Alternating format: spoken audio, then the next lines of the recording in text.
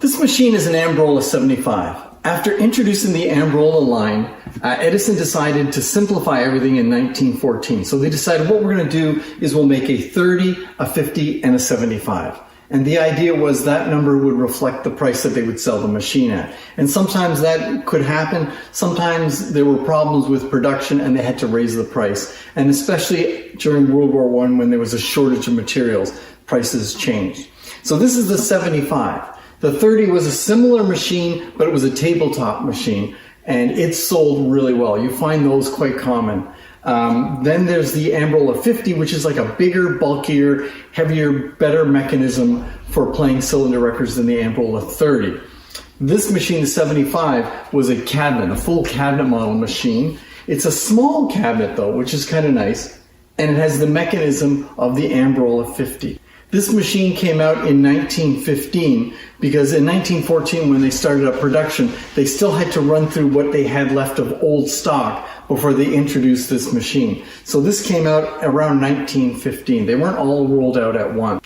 What's nice about the Amberola line is the mechanism is directly driven by the motor. In the earlier cylinder machines, there was a leather belt. This way they could separate the mechanism of the motor from the mechanism of the top to eliminate a lot of noise. But these were silent running gears, so this machine was a better mechanism and it was quieter, which meant it was really a good playing machine. Sometimes you'll see these machines with cloth grills and sometimes without it. Originally, when this grill was used, they used to paint the inside of the horn with wood grain, but that was an expensive addition to it. So they simplified it later by just adding a cloth to cover up the internal horn. So I'm going to bring you in to take a look at this machine and we're going to give it a try. The mechanism isn't in great shape. The striping is gone. Someone may have even painted over it. Oh, there's the ID plate, if you can see that. And there's the decal. There's record storage here, which is really nice. It can hold quite a number of records.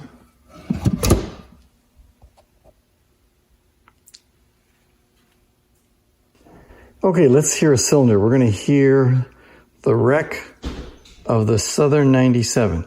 I like this record because it's sort of like an early country tune. It's got that country music sort of sound. It needs to be reamed though. Look, it hardly fits on the mandrel, but we'll make it work. Let's give it a start.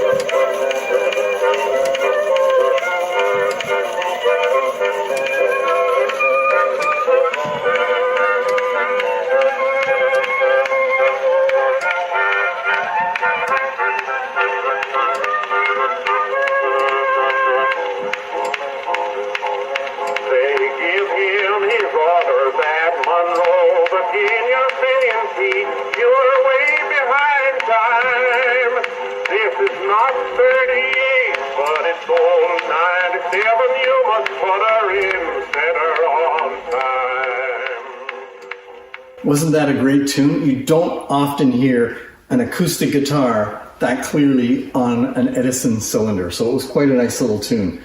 A neat machine, small, compact, but a great playing machine.